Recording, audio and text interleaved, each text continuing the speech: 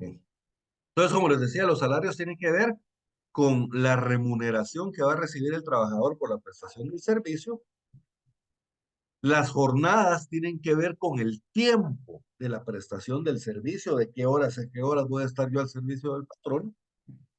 Y los descansos, pues como su nombre lo indica, son esos periodos que tiene el trabajador para poder descansar y recuperarse por el trabajo realizado. Entonces la ley establece diferentes tipos de descansos. Ahorita vamos a ver. Pero el primer derecho del que nos habla la ley, la primera prestación, es el salario. El salario, ¿se acuerdan que acabamos de leer? Y se las voy a volver a leer en el convenio 95 de la OIT. Estos convenios los pueden conseguir en internet, jóvenes, ¿verdad? O si no, en la librería jurídica también venden compendios de los convenios de la OIT. O también hay algunos códigos como el mío, que el código este de trabajo eh, ya los trae incluidos, ¿verdad? Pero son fáciles de conseguir. Entonces hay, como les decía yo, hay convenios para diferentes situaciones. Y este del salario, fíjense, pues este entró en vigor en 1952 en Ginebra, Suiza, en el Salón de Conferencia número 32, adoptado en el 1 de julio del 49 y ratificado en Guatemala el 13 de febrero de 1950.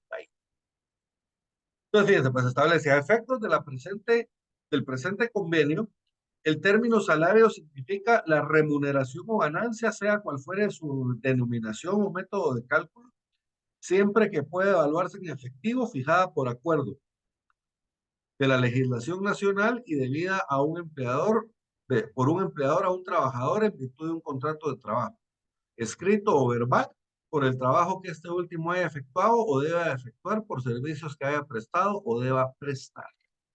¿No? Pues el salario es esa remuneración que le da el patrono al trabajador por la realización del trabajo, sea cual fuera su denominación.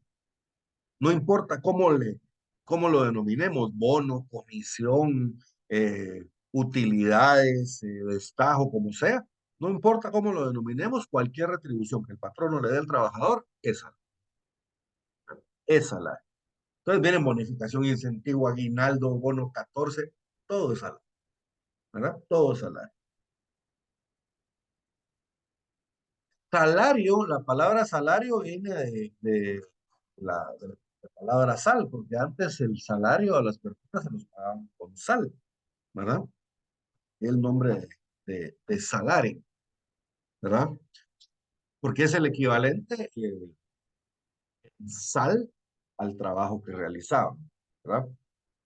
Es que la sal antes era muy valiosa, ¿verdad? Ahora, pues, por la abundancia de sal que hay, ya por la industrialización, pues la sal ha perdido valor y es relativamente barata, pero la sal antes era muy cara, porque la sal se utilizaba para un montón de cosas, incluyendo conservar los alimentos, pero ahora tenemos refri. Entonces ahora los refrigeramos, así los conservamos, pero antes había que salarlos para que los alimentos no se pudieran. Entonces la sal era muy importante en la vida de las personas, mucho más de lo que es ahora. Entonces de ahí viene el nombre de salario, que se pagaba con sal, ¿verdad? El producto del trabajo. El salario sueldo es la retribución que el patrono debe pagar al trabajador en virtud del cumplimiento del contrato de trabajo o de la relación de trabajo vigente entre ambos. Salvo las excepciones legales, todo servicio prestado por un trabajador en su respectivo patrono debe ser remunerado por este. Hay algunos casos que no, ¿verdad, jóvenes? Por ejemplo, cuando hay una emergencia en el trabajo y porque hubo un siniestro y los trabajadores tengan que quedarse cubriendo esa emergencia, ese tiempo no se los van a pagar como hora extra. O no está obligado el patrón a pagárselo como hora extra. Pero, por ejemplo, en una situación normal, se arruinó una máquina y el trabajador se tiene que quedar trabajando hasta que la termine. Entonces, en ese caso, al trabajador sí le van a pagar como horario extraordinario ese, ese trabajo realizado.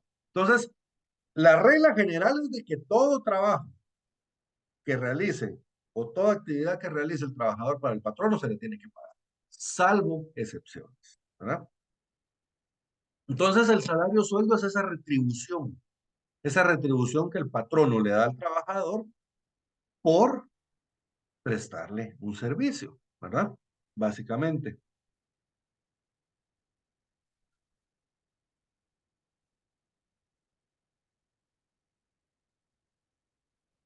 Yo le tengo aquí anotado ver 121, inciso E.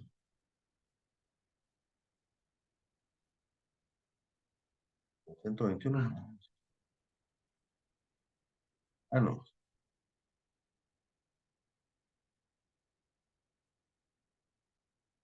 Aquí eso es lo que les decía, miren, precisamente. El 121 segundo párrafo establece, no se considera, ese artículo habla de las horas extras. El segundo párrafo establece, no se considerarán horas extraordinarias las que el trabajador ocupe en subsanar los errores imputables solo a él cometidos durante la jornada ordinaria, ni las que sean consecuencia de su falta de actividad durante la jornada, siempre que este último le sea imputable. Entonces, igual, ese es otro caso, pues lo de conformidad con la ley no se le va a pagar al trabajador.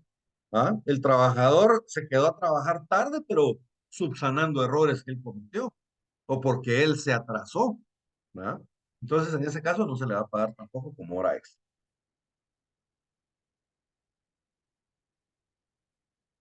En la siguiente parte del artículo 88 tenemos los sistemas de cálculo del salario. La ley establece, fíjense que lo normal o lo más común, digamos, es de que a las personas se les pague su salario por unidad de tiempo. O sea, se le paga por mes, por quincena, ¿verdad? Entonces usted trabaja para mí un mes y yo le pago por un mes de trabajo. Y al siguiente mes yo le pago otro mes. Pues miren, por unidad de tiempo. Algunos es por 15 días, por ejemplo. ¿Verdad? Pagan cada 15 días. Pues miren, pagan cada 15 días, unidad de tiempo. Hay otro tipo que es por unidad de obra. Fíjense, pues aquí no me pagan a mí por el tiempo que yo presto el servicio. ¿Verdad?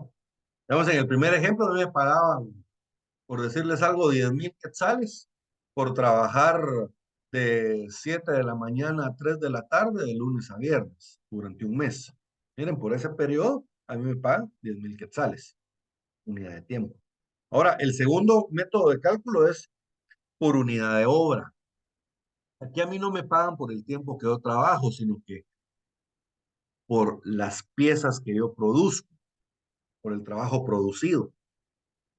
¿Va? Puede ser que yo esté haciendo ropa, por ejemplo, en una maquila. Entonces a mí me pagan por una camisa hecha, o me pagan por un pantalón hecho, o por un pantalón cortado. Miren, entonces hay determinadas piezas de trabajo que cada vez que yo realizo una, a mí me van a, eso equivale a un pago. Entonces, entre más yo trabaje, más me pagan. Yo me recuerdo atrás de mi casa en Escuintla había un ingenio de caña. Y a los cortadores de caña, a ellos les pagan por unidad de obra. O sea, ellos les pagan por tonelada métrica de caña cortada. Entre más corten, más ganan. ¿Verdad? Es un trabajo duro, pero les pagan bien. Vamos para la época de zafra en Escuintla. Todas las tiendas. Ustedes miran, solo mujeres hay en las tiendas. Vos y el chino, se fue a trabajar al ingenio, ¿no? No hay ilustradores en el parque. Miren ustedes, se fueron a trabajar al ingenio. ¿Por qué se van a trabajar al ingenio? Porque es un periodo de la zafra donde ellos ganan buen dinero, es un trabajo duro, pero ganan bien, buen dinero porque les pagan por el trabajo realizado. Entre más corten ellos, más les pagan. Entonces, miren, hay diferentes ejemplos de trabajo a destajo, ¿verdad? Entonces, por unidad de obra. Miren, por pieza, tarea, precio alzado o destajo. Digamos, a los agricultores normalmente se les llama tarea, ¿verdad? Es una determinada cantidad de, de terreno, ¿verdad? Y por último está el C, por participación en las utilidades, ventas o cobros que haga el patrono, pero en ningún caso el trabajador deberá asumir los riesgos de las pérdidas que tenga el patrono. ¿Qué quiere decir esto? Que Participación en las utilidades es lo que se le conoce las comisiones, pues, como ganan los vendedores.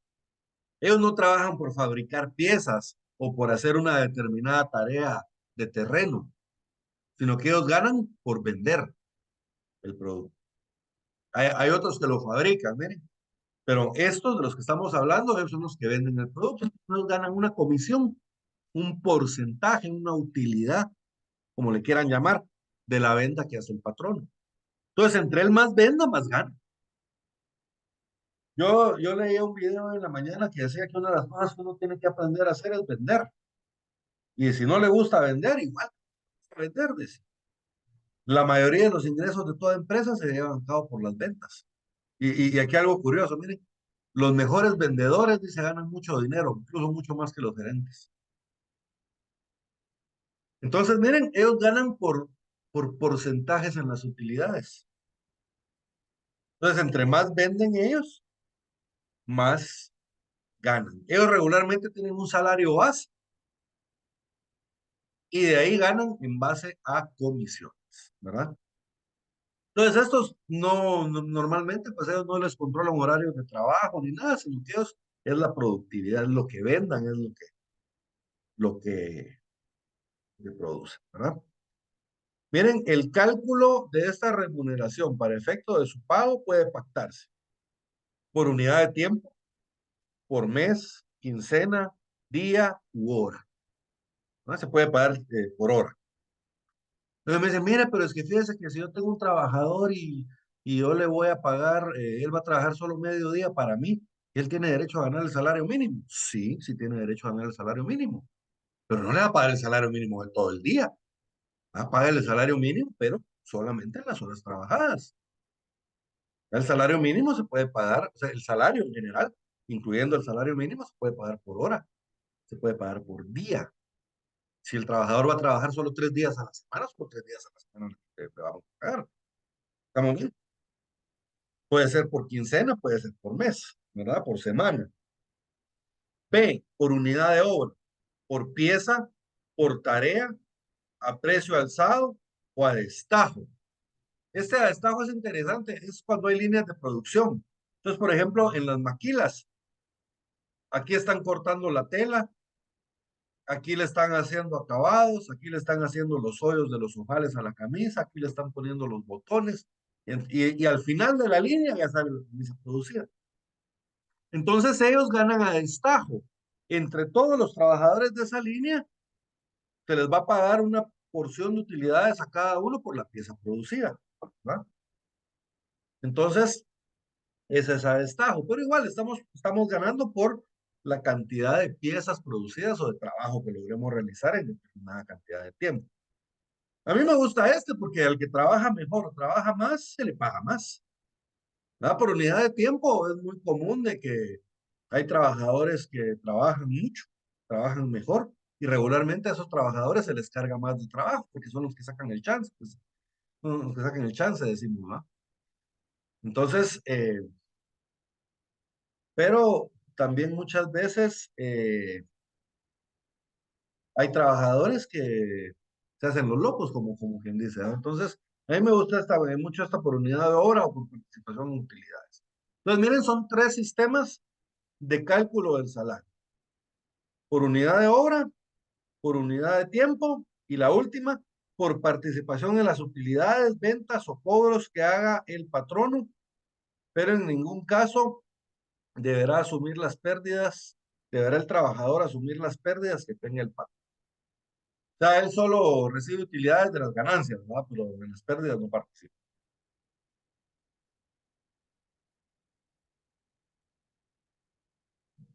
Principio de remuneración equitativa en la fijación del salario. Para fijar el importe del salario, en cada clase de trabajo se deben tomar en cuenta la intensidad y la calidad del mismo, clima y condiciones de vida. Miren, entonces para calcular el Disculpe, salario tenemos que realizar, tenemos que tomar en cuenta un montón de sí, cosas, ¿verdad? Tenemos que tomar en cuenta la intensidad y la calidad que se va a realizar en el trabajo.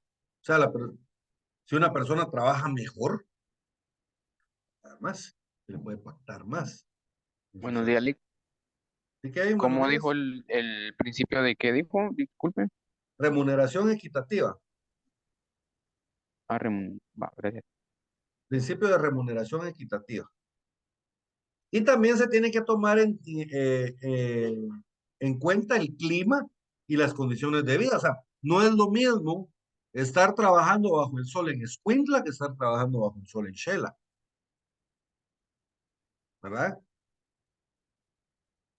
No es lo mismo pasar la época de frío en Shela que pasar la época de frío en Escuintla. Bueno, en Escuintla nunca hay época de frío, ¿verdad? Cuando hay época de frío, lo único que hay es menos calor, ¿verdad? Pero lo que les quiero decir es que las condiciones en que va a realizar el trabajo varían de un lugar a otro, ¿verdad? Por el clima, por los animales que puedan haber, ¿entienden? Por la topografía del lugar. Entonces, todo eso se tiene que tomar en cuenta para calcular el salario. Si el trabajo lo va a tener que ir a realizar a otro lado, o lo voy a realizar en el lugar donde vivo. Entonces, miren, todo eso se va a tomar en cuenta al momento de pactar el salario. Y en el siguiente párrafo tenemos otro principio, que se llama principio de igualdad salarial. Principio de igualdad salarial. El primero se llama principio de remuneración equitativa. Este se llama principio de igualdad salarial. ¿Qué quiere decir esto? A igual trabajo desempeñado en las mismas condiciones, se tiene que pagar el mismo salario. O sea, si hay dos trabajadores que realizan el trabajo igual de bien, son igual de eficientes, se les tiene que pagar lo mismo. Yo no puedo decir, por ejemplo, miren, a Brian le voy a pagar 5,000 quetzales y a José le voy a pagar 3,000. Y hacen exactamente el mismo trabajo. Entonces José tiene derecho a que yo le pague lo mismo que a Brian, porque están realizando el mismo trabajo. Ahora bien, si viene José y me dice, mire, pero ¿por qué a mí me paga menos que a Brian? Yo le digo, porque mire, porque Brian trabaja más que usted. Mire, usted al mes me produce esto, esto, esto. Mire, Brian me produce esto, esto, esto, esto, esto, esto, esto, esto. Entonces ahí sí, miren, hay una justificación para pagarle. Pero si el trabajo se está realizando igual, bajo las mismas condiciones, igual bien, entonces se tiene que pagar el mismo salario.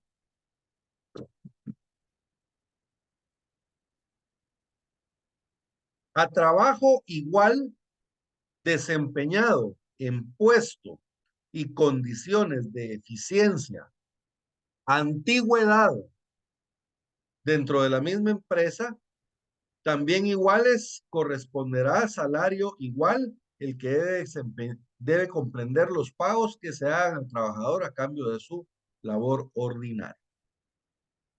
Entonces, miren, si el trabajo es igual trabajo, realizado en las mismas condiciones, la misma antigüedad, porque obviamente si un trabajador tiene más tiempo de trabajar en la empresa, aunque realicen el mismo trabajo, va a ganar más antigüedad,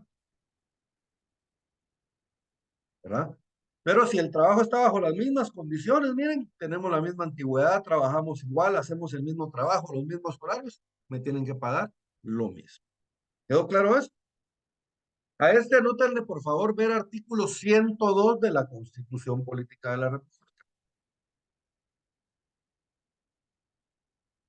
Aquí se los puse en el chat. Ver 102 de la Constitución Política de la República.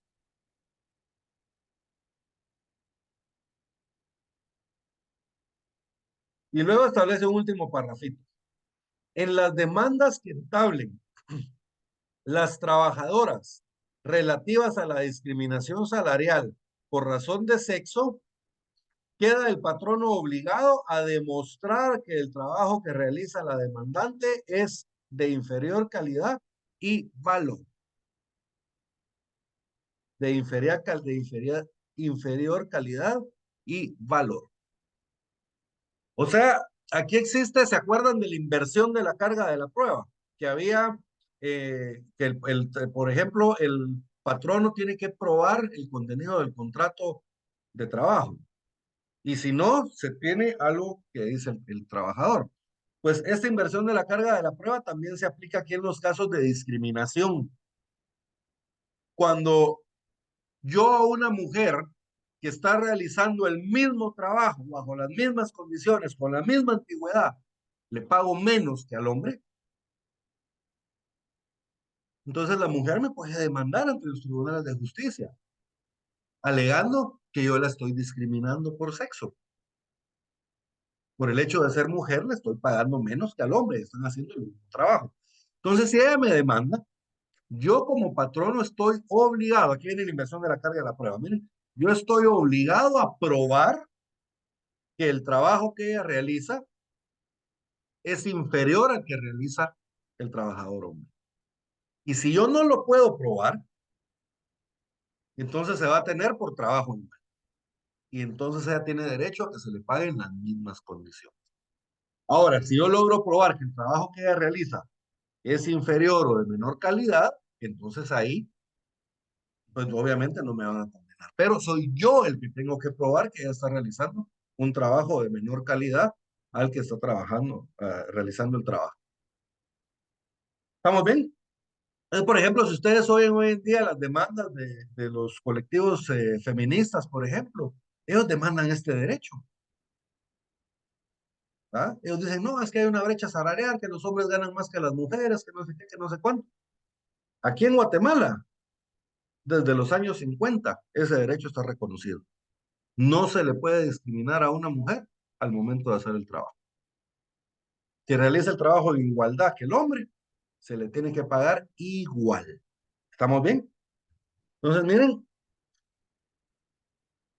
en las demandas relativas a las trabajadoras, que entablen las trabajadoras relativas a la discriminación salarial por razón de sexo, queda el patrón obligado a demostrar que el trabajo que realiza la demandante es de inferior calidad y valor.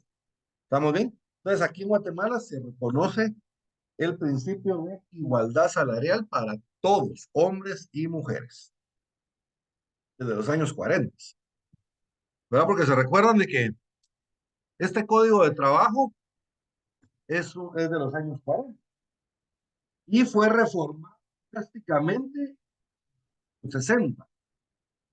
¿Va? Este originalmente era el decreto 330, que lo sacó el gobierno, ay, ya no me recuerdo si fue el de Jacobo Arbenz o el de Juan José Arevalo.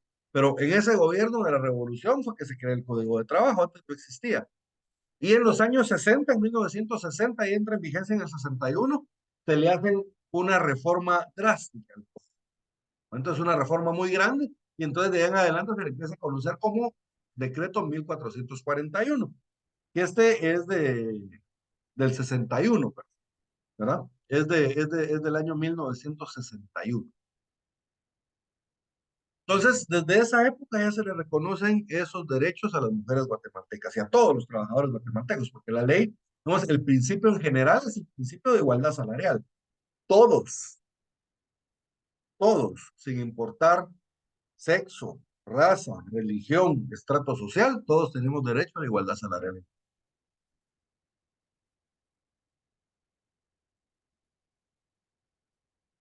Yo les dije que anotaran ver artículo 102, literal C, de la Constitución Política de la República.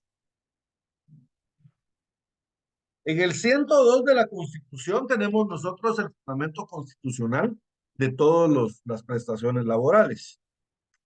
¿Verdad? Están aquí en el código, pero están en la Constitución. La Constitución las regula y el código las desarrolla. Si nos vamos al literal C, ahí tenemos también garantizado constitucionalmente el derecho de igualdad salarial. C, igual, les voy a leer la primera parte del artículo. 102. Derechos sociales mínimos de la legislación de trabajo.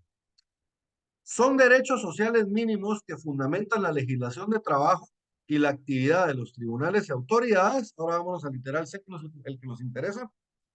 Igualdad de salario para igual trabajo, prestado en igualdad de condiciones, eficiencia y antigüedad. Miren, la Constitución Política de la República también garantiza la igualdad salarial para todos, ¿verdad? Para todos.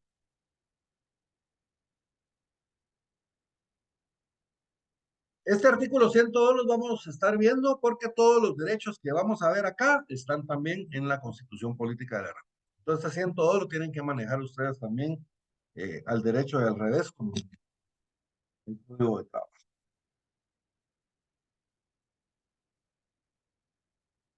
El salario debe pagarse exclusivamente en moneda de curso legal. Aquí en Guatemala, la moneda de curso legal, pues básicamente, aquí en Guatemala hay una ley que se llama la Ley de la Libre Negociación de Divisas. Entonces, aquí en Guatemala se puede contratar en cualquier moneda. Puedo contratar en dólares, puedo contratar en euros, puedo contratar en yenes, en yuanes, en rublos, en marcos, lo que quieran, en libras esterlinas. Todas son monedas de curso legal, ¿no? La libre negociación de divisas. Obviamente la moneda nacional, la moneda oficial de Guatemala es el quetzal, jóvenes. Pero en Guatemala hay libre negociación de divisas. Entonces, por eso ustedes ven que aquí en Guatemala se puede negociar en dólares. Van ustedes a ver una agencia de carros, ¿cuánto vale un carro? Muchas veces los precios están en dólares. Entonces, hay libre negociación de divisas. Bien, entonces, en moneda de curso legal, ¿verdad? Si yo quiero pactar en dólares, puedo pactar mi salario en dólares. Lo normal es que sea en quetzal. El salario debe, artículo 90, el salario debe pagarse exclusivamente en moneda de curso legal. Y ahora regresémonos al 102, solo que vámonos al literal D, 102 de la Constitución.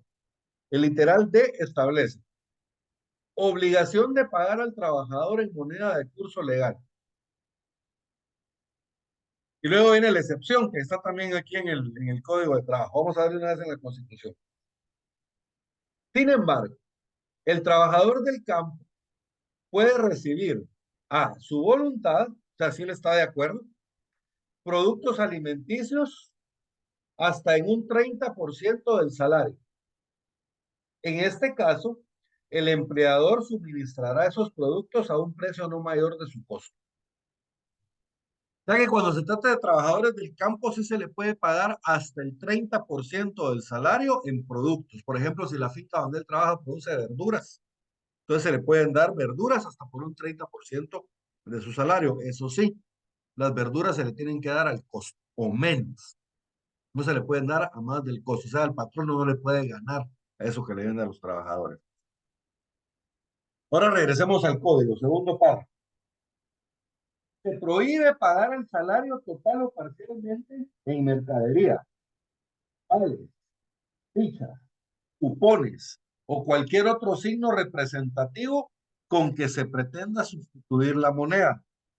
Las sesiones legales se deben aplicar en su máximo cuando las órdenes de pago sean canjeables por mercaderías en determinados establecimientos.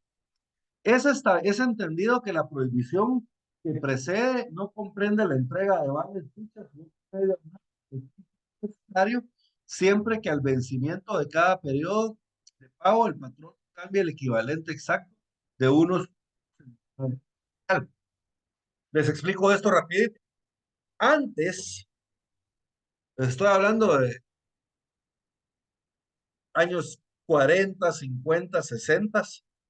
eh, Aquí en Guatemala se da una práctica. En las fincas, digamos, las fincas emitían su propia moneda, digamos.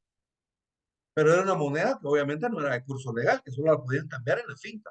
Entonces le pagaban al trabajador con ese dinero y el trabajador solo lo podía cambiar en la venta que tenía el patrono, en el comisariato que tenía el patrono, en la bodega, tienda, como le quieran llamar. Entonces el trabajador se tenía que gastar el dinero que le pagaba el patrono en la tienda del patrono. Entonces el patrono tenía ganancia de ahí también. Entonces prácticamente los tenía monopolizados porque los trabajadores no podían utilizar su salario para ir a comprar, digamos, al mercado del pueblo, sino que se lo tenían que comprar al patrono. Entonces, para evitar eso, es que establece que no se puede sustituir la moneda de ninguna forma, ¿verdad? Se le tiene que pagar en moneda de curso legal, no se les pueden dar vales representativos de mercadería ni nada por el estilo, ¿verdad? Porque ellos lucraban mucho con eso. Lo que sí les podemos dar es, digamos, les podemos dar algún tipo de ficha, vale o comprobante, por ejemplo, que le estamos pagando a él por pieza terminada, entonces por cada pieza terminada le damos una ficha. Y al final él cambia las fichas por dinero en efectivo, eso sí se puede, no hay ningún problema, ¿verdad? Pero lo que no se puede es darles vales o darles fichas o darles algún tipo de tarjeta que ellos la van a cambiar por mercadería dentro de la empresa, eso no se puede.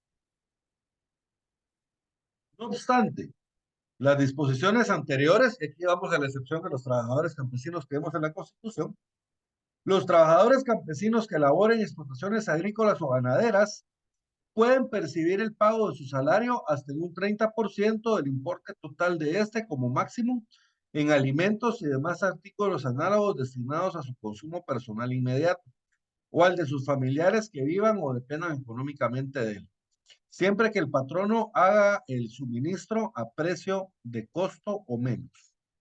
Prácticamente lo mismo que establece la Constitución. Asimismo, las ventajas económicas de cualquier naturaleza que sean que se otorguen a los trabajadores en general por la prestación de sus servicios, salvo pacto en contrario, deben entenderse que constituyen el 30% del importe total del salario. Este último párrafo es lo que se le conoce en el derecho laboral como las ventajas económicas. Las ventajas económicas son todos aquellos beneficios extras que le da el patrono al trabajador, además del salario. Por ejemplo, yo a mis trabajadores les doy carro, les doy gasolina. Yo a los trabajadores, por ejemplo, yo les, eh, yo les doy el almuerzo en la empresa. Todo eso son ventajas laborales. Yo al trabajador le compré computadora, ¿verdad? Yo al trabajador le compré un iPad, yo al trabajador le compré equipo. Entonces, equipo que él usa para trabajar, pero que es de él, ¿entienden? No es de la empresa. Entonces, todo eso son ventajas laborales. Y esas ventajas laborales al final se van a contabilizar por un valor del 30% del salario. O sea que si yo gano 10,000 quetzales, por ejemplo, y a mí me dan ventajas laborales, me dan carro, me dan gasolina, me dieron computador, etcétera, ¿no? Me pagan el seguro del carro. Bien, todas esas son ventajas laborales. Entonces, al momento de terminar la relación laboral, yo puedo pedir que se me reconozca un 30% más de mi salario. El 30% de 10 es 3, ¿va?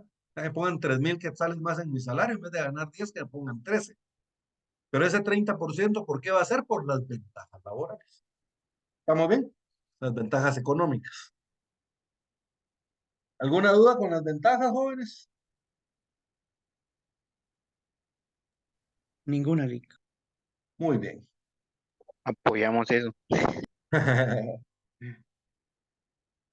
El monto del salario, en el artículo 91, el monto del salario debe ser determinado por patronos y trabajadores, pero no puede ser inferior al que se fije como mínimo de acuerdo con el capítulo siguiente. Aquí hay algo bien especial, jóvenes. ¿Quiénes pactan el salario? Patronos y trabajadores, ¿verdad? Pero tienen un límite inferior, no pueden bajar del salario mínimo, pero sí pueden superarlo. Hacia arriba sí se puede, hacia abajo no. Entonces, al final, queda en libertad del trabajador y el patrono pactar el salario. Si un trabajador es muy bueno y y el patrono quiere que trabaje para él, le va a ofrecer más salario, ¿verdad? Si hay un vendedor que tiene la otra empresa y yo lo quiero porque sé que es muy bueno, yo se lo quiero quitar, ¿qué tengo que hacer para darle más? Darle mejores condiciones, ¿verdad? Entonces, en ese caso, tal vez él se viene conmigo. Entonces yo voy a competir por el dinero. Entonces vamos a pactar el salario. Claro, estamos hablando de un mundo ideal en el que el trabajo abunda, ¿va, jóvenes? Aquí en Guatemala, pues afortunadamente tenemos algunos problemas con el trabajo y poco trabajo. Entonces, muchas veces los trabajadores no se dan el lujo de disfrutar o de buscar un nuevo trabajo, ahora más bien cuidan el que tienen. Pero bueno, son cosas que se dan. Periodos de pago. Los periodos de pago van a ser pactados por los trabajadores, los patronos.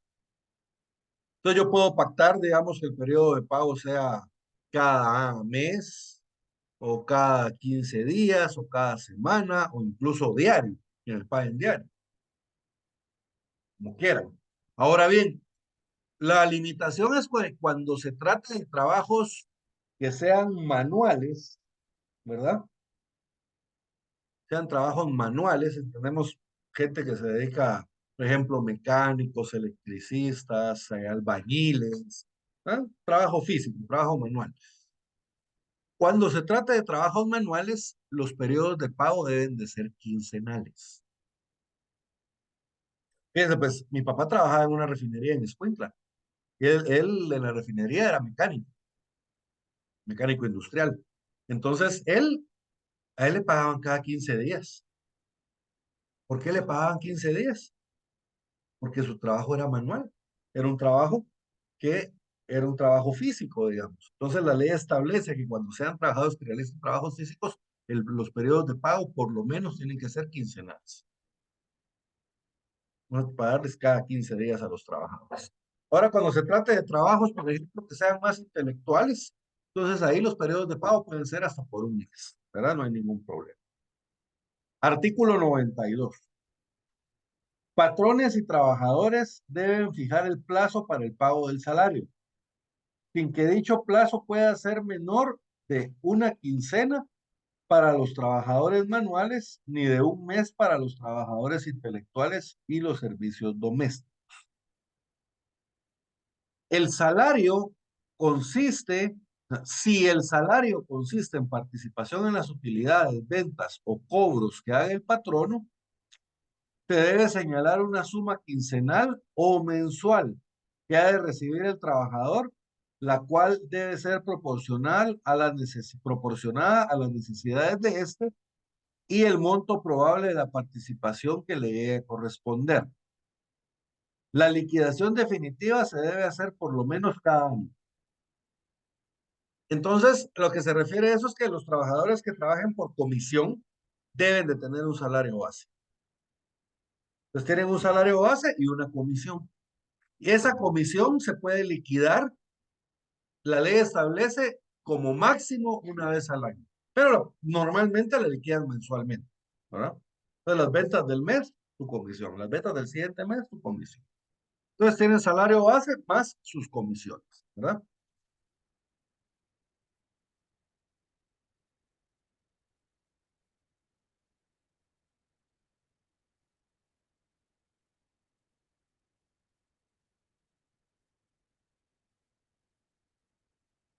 Artículo 93. El salario se tiene que pagar completo. Si yo no le pago el salario completo a mis trabajadores, les estoy violando sus derechos. Entonces, el salario se tiene que pagar completo. ¿Estamos bien? Salvo lo dispuesto en el párrafo segundo del artículo anterior, el salario debe liquidarse completo en cada periodo de pago. De hecho, si yo le pago incompleto a mi trabajador, es una causa de despido indirecto. Entonces el trabajador puede ir al juzgado y quejarse de que yo le estoy despidiendo indirectamente porque le estoy pagando su salario de forma incompleta y por lo tanto quiere dar por terminada la relación de trabajo y exigirme la indemnización por tiempo de servicio.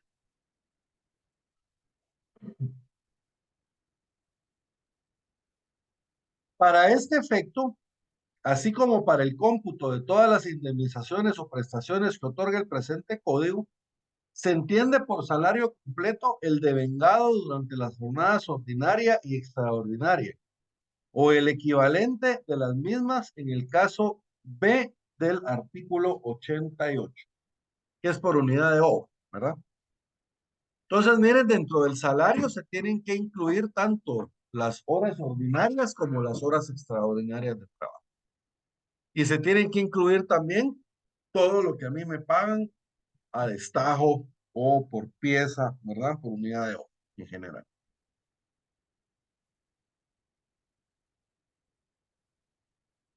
Igualmente, para los mismos efectos que indica el párrafo anterior, siempre que se trata de pactar legalmente salarios en especie y no haya estipulado la proporción entre este y el salario en dinero, debe entenderse que se ha convenido pagar en especie de un 30% del salario total.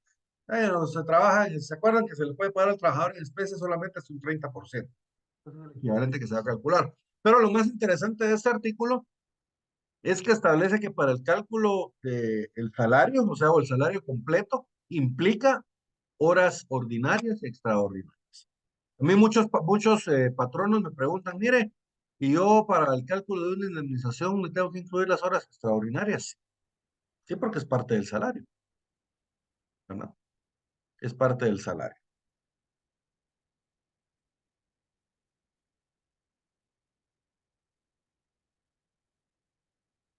¿A quién se le tiene que pagar el salario, jóvenes? Pues se le tiene que pagar directamente al trabajo, ¿verdad? El salario se le paga directamente al trabajador. O puede ser a la persona de la familia que él indique, ¿verdad? Que él indique por escrito.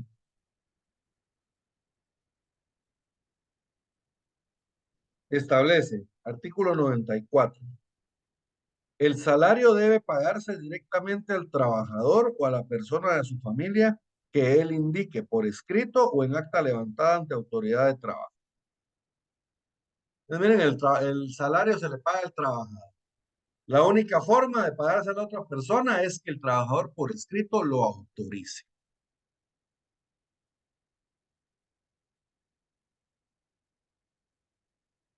¿En dónde debe realizarse el pago? Bien, lo normal, salvo convenio, ¿verdad? Salvo convenio en contrario, por escrito, el salario se debe pagar en el lugar de trabajo. Antes, a los trabajadores ahí en el centro de trabajo se les paga en efectivo. De hecho, en las fincas, en algunos lugares todavía es así. Ahí el patrón con el montón de dinero les paga en efectivo a los trabajadores. Lo que pasa es que ya se ha vuelto peligroso, ¿va, jóvenes? Por las cuestiones de inseguridad. Entonces, después se puso más de moda que les pagaban mucho. Ahora, digámoslo, y es que les pagan por medio de depósitos directamente en cuenta. Entonces, el patrono tiene cargada la nómina en la computadora y llega el momento, solo le da el teclazo y automáticamente el banco le deposita a todos los trabajadores en su cuenta, cada uno les acredita, ¿no? Depende cómo lo pacten. Salvo convenio escrito en contrario, el pago del salario debe hacerse en el propio lugar donde los trabajadores presten sus servicios y durante las horas de trabajo o inmediatamente después que éstas concluyan. O sea, no les puedo decir a los trabajadores, vengan a las 8 de la noche a traer su sueldo, ¿no? Lo que tiene que ser durante el tiempo de trabajo o inmediatamente que concluya esta, la hora de salida, y una vez ahí les vamos a pagar a los trabajadores. Se prohíbe pagar el salario en lugares de recreo, expendios comerciales o de bebidas alcohólicas u otros análogos, salvo que se trate de trabajadores que trabajen en estos establecimientos. Ya no les puedo decir a mis trabajadores, miren muchachos, los espero ahí en la cantinita de la esquina y ahí los voy a ir a pagar, ¿no? Porque se lo van a gastar ahí todo, ¿no? Entonces la ley para proteger eso establece que no se les puede pagar en dichos lugares, a menos de que sean trabajadores de ahí. ¿Va? Si yo tengo una cantina o un bar o un lugar donde se expende bebidas alcohólicas, a mis trabajadores sí les puedo pagar ahí, ¿verdad?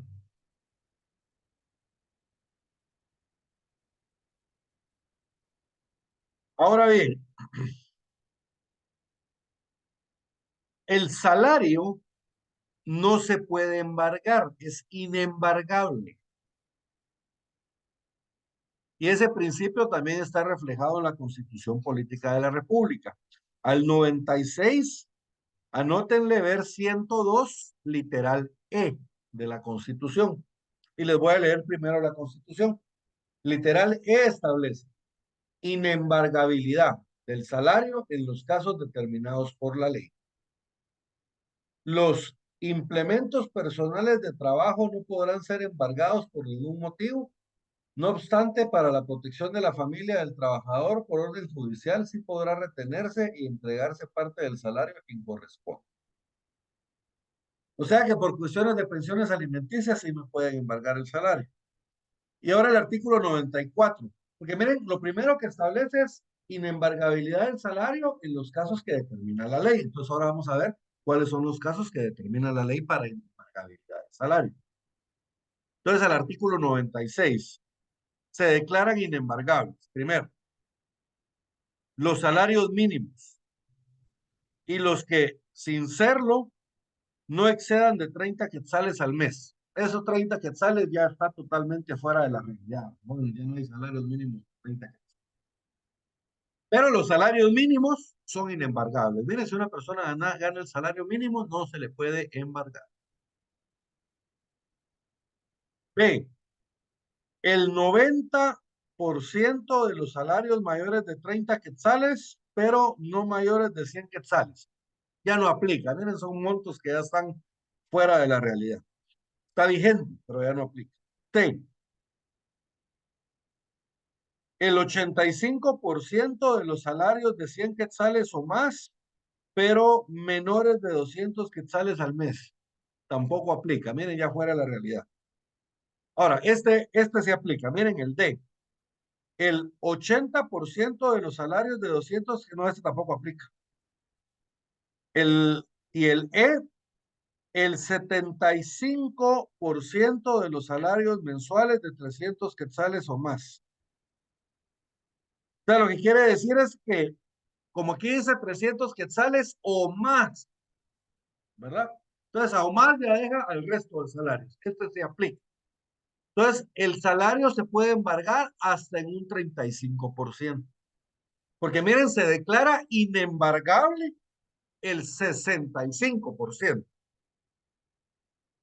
de los salarios que sean mayores de 300 quetzales. O sea, todos, ¿va? Entonces podemos embargar hasta el 35% del salario. Esa es la parte que se puede embargar. Entonces, por ejemplo, si yo le presto dinero a Eric, una deuda civil, ¿verdad? Yo le presto dinero a Eric y ella no me paga, pero yo sé que trabaja en una empresa, entonces la demando y pido que le embarguen el salario. Miren, por esa obligación civil yo le puedo embargar hasta un 35%. Puede ser que el juez determine menos, mira, le embargo un 10% del salario, 15%, pero el máximo que yo le puedo embargar es hasta un 35% de salario, ¿verdad? Hasta un 35% de salario. Ahora, si se trata de pensiones alimenticias, supongamos una mamá está demandando al papá de su hijo para que le pague pensiones alimenticias, porque el irresponsable no le quiere pagar. Entonces, en este caso, se puede embargar hasta el 50% del salario. Hasta el 50% del salario por pensiones alimenticias. Miren, artículo 97. No obstante, lo dispuesto en el artículo anterior, son inembargables toda clase de salarios, hasta en un 50% para satisfacer las obligaciones de pagar alimentos presentes o los que se deban desde los 6 meses anteriores al embargo. Entonces, miren, pueden ser pensiones atrasadas o pueden ser alimentos presentes. Se puede embargar hasta el 50% de salario. Tanto en el caso de embargos para satisfacer obligaciones de pagos de alimentos a que se refiere el párrafo anterior, como en el caso de embargo por otras obligaciones, el mandamiento así como las diligencias respectivas contendrán la prevención a quien deba cubrir los salarios de que aun cuando el mismo salario sea objeto de varios embargos, se deje libre en beneficio del ejecutante la parte no embargable, al tenor de lo dispuesto en este artículo o en el precedente. O sea, el juez cuando dicte el embargo le va a indicar a la persona encargada, digamos, regularmente es el encargado de nóminas de la empresa, ¿verdad? O de recursos humanos, depende del caso. Pero a esta persona se le hace la advertencia de que no se le puede embargar la parte inembargable, aunque sean varios embargos. Entonces, ¿se acuerdan? Dimos un 35%. Entonces tengo que dejar libre un 65%.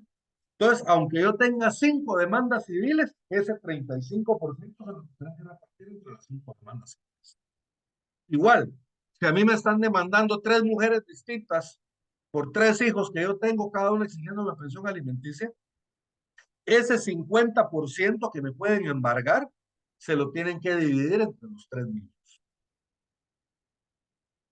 No me pueden embargar ese otro 50% que es inembargable. Porque si no, ¿de qué vivo yo? Ahora bien, pongan atención a esto. Los embargos de alimento tienen prioridad sobre las demás obligaciones. Entonces, ¿se acuerdan? A mí Erika me estaba demandando por una obligación civil. Bueno, yo la estaba demandando a ella, pero supongamos que ella me estaba demandando a mí. Entonces, Erika ya me embargó mi salario, digamos, por el 35%. Fíjense, pues. Pero ahora viene una demanda por alimentos. Mi hijo me está demandando por alimentos. Y mi sueldo no alcanza para cubrir las dos obligaciones. ¿A cuál se le da prioridad? A la de alimentos. ¿Le tendré que pagar yo la obligación civil a mi acreedor? Sí, pero cuando yo ya haya cumplido con mi obligación de alimentos. ¿Va? Mientras tanto, se le da prioridad a la de alimentos. ¿Estamos bien? Los embargos por alimentos tendrán prioridad sobre los demás embargos y en ningún caso podrán hacerse efectivos 2 embargos simultáneamente en la proporción indicada en este artículo. O sea que si yo tengo 2 demandas por alimentos, no me pueden darle el 50% de mi salario a una y el otro 50% del salario a la otra. No se puede. Lo que tienen que hacer es que el 50% que está embargable, eso se lo tienen que dividir entre ellos dos. Eso lo va a determinar el juez la forma en que se va a hacer. Y en la proporción citada en el artículo 96, pues cuando se hubiera cubierto la porción máxima que indica el artículo citado últimamente, solo podrá embargarse hasta el 10% más para satisfacer las demás obligaciones. Entonces, fíjense, pues, ¿qué quiere decir eso? ¿Se acuerdan cuáles son los porcentajes que me podían embargar? Obligaciones civiles 35 y obligaciones por alimentos hasta el 50%. Es lo que me pueden embargar. Lo que establece la ley es primero que si hay alimentos y otro tipo de obligaciones, se le da prioridad siempre a la de los alimentos. Ahora, cuando hay varias obligaciones, por ejemplo, que yo tengo 6 hijos y todos me están demandando por alimentos y el 50% no alcanza para darle a todos, entonces se podría embargar un 10% más, o sea, hasta un 60%. Por esto ya es especial. Y lo mismo pasa en las obligaciones civiles. En las obligaciones civiles, ¿se recuerdan? Yo podía tener embargado hasta el 35% del salario. Pero si son varias obligaciones civiles las que me están demandando, yo tengo embargos y no alcanza para cubrirlas todas, entonces el juez puede establecer un 10% más, embargarme hasta el 45%. Pero esto también es especial. Pero esto ya es un caso especial. En el artículo 98 establece como protección adicional del salario, se declaran también inembargables los instrumentos, herramientas o útiles del trabajador que sean indispensables para ejecutar su profesión o oficio, salvo que se trate de satisfacer deudas únicamente eh, de las emanadas por la adquisición del crédito de los mismos. Pero esta no se aplica por lo establecido en la Constitución Política de la República, porque la Constitución no establece ninguna excepción, solo declara que se declaran inembargables todos los útiles o herramientas de los trabajadores, ¿verdad? El código hace la excepción de que a menos de que a mí me esté demandando el que me vendió las herramientas. En ese caso sí me las puede embargar, porque no se las pagué, obviamente. Pero esa excepción no la hace la Constitución. Entonces, ¿cuál vamos a aplicar? La que más favorezca al trabajador, la establecida en la Constitución. ¿Estamos bien?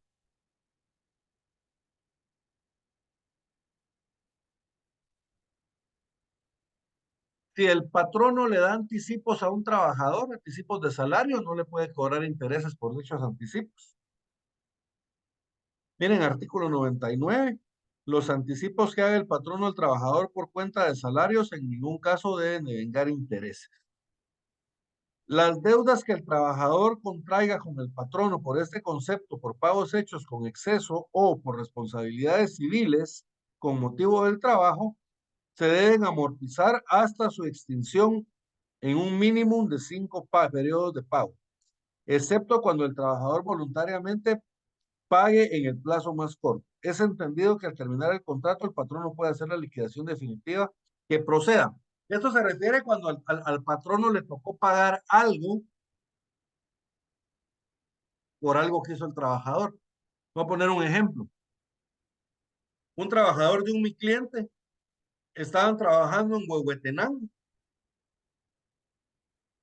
pero ellos en la noche, cuando ya no estaban trabajando, se salieron a tomar unos tragos y cuando iban de regreso para el hotel borrachos, se chocaron otro carro. El carro estaba asegurado, pero cuando llega el seguro y mira a los trabajadores borrachos, dicen no pago. Entonces, ¿a quién le tocó pagar? Al patrón. Entonces me llama el patrono, mi cliente, y me dice, mira, fíjate que tengo un problema, me dijo, con un trabajador, y me contó lo que les acabo de contar. Entonces me dice, yo lo que quiero saber es si yo eso se lo puedo cobrar. Sí, le dije, claro que se lo puedes cobrar. Te lo puedes cobrar y le tienes que dar chance a que te lo vaya pagando poco a poco. Le dije, no te lo va a poder pagar de un solo. Sí, me dijo, fíjate que ya hicimos un convenio, me dijo que yo le voy a descontar tanto mensual y él está de acuerdo. Entonces no hay ningún problema, le dije. Y mira, me dijo, y si en caso yo lo despido, yo le puedo descontar de la indemnización lo que yo pague, sí. Ahí sí se, ahí sí se puede. Que lo acabamos de leer, lo establece la ley. Entonces, cuando el patrono pagó en responsabilidades en que incurrió el trabajador, entonces el patrono tiene derecho a cobrárselas, pero van a ser por lo menos 5 pagos. O sea, no pueden ser menos de 5 pagos. Caso de mi empleador él había pactado, creo que eran 10 pagos, había pactado con el trabajo. Ah, pero él tenía la duda, mira, ay, pero si lo despido antes por algún otro, pues, él no pensaba despedirlo porque me dice, mira, es buen trabajador. Me dice, lo que pasa es que se emboló esa fachutarme, pero en general es buen trabajador. Yo no lo quiero despedir, pero imagínate si él se vuelve a emborrachar y lo tengo que despedir, me dice, ¿le puedo cobrar? Sí puedes cobrar. Entonces, miren, ese tipo de responsabilidades es a lo que se refiere la ley. En los demás casos, las deudas que el trabajador contraiga con el patrono o con sus asociados, familiares o dependientes durante la vigencia del contrato o con autoridad a celebración de este, solo pueden amortizarse o en su caso compensarse en la proporción en que sean embargables los respectivos salarios que aquel debe. Eso se refiere a deudas que tenga el trabajador con el patrono o con sus familiares, pero que no tienen nada que ver con el trabajo. Por ejemplo, la esposa del patrono vende ropa, yo le compré ropa al crédito y ahora no le puedo pagar. ¿Me lo pueden descontar del sueldo? Sí, pero en las proporciones en que se puede embargar el salario. O sea, hasta un 35%.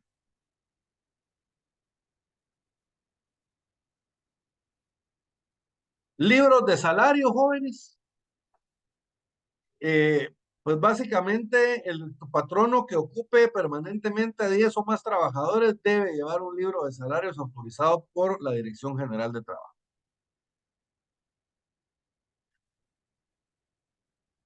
Y todo patrono que ocupe permanentemente a 3 o más trabajadores sin llegar al límite de 10 debe tener planillas del ICS. Aunque estos jóvenes está cambiando.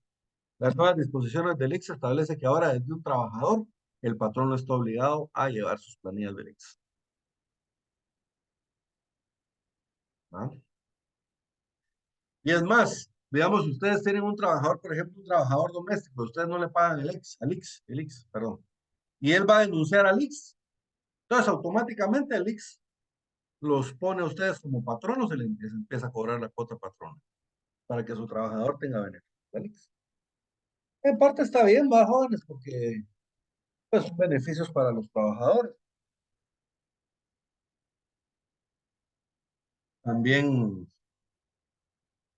pues los patronos tienen más obligaciones, ¿verdad? Y el problema es que si no cumplen con esas obligaciones pueden incurrir en responsabilidades también. Entonces,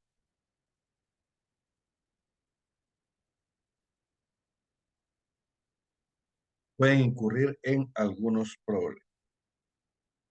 ¿Alguna duda, jóvenes, hasta dónde vamos? Ninguna, Lic. Perfecto. En la siguiente clase vamos a platicar sobre el salario mínimo y su fijación. No me quiero detener tanto en esto de la fijación porque, digamos, esto es más materia como de abogados laboralistas.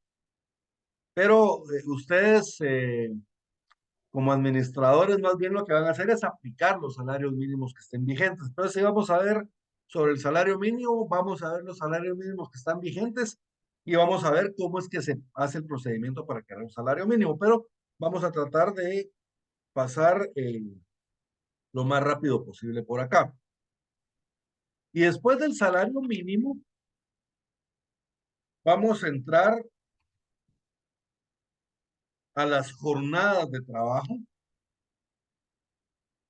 Luego vamos a ver los asuetos y las vacaciones. Y por último, bueno, los días de asueto y descansos semanales y vacaciones. Y por último, vamos a ver los trabajos sujetos a régimen especial.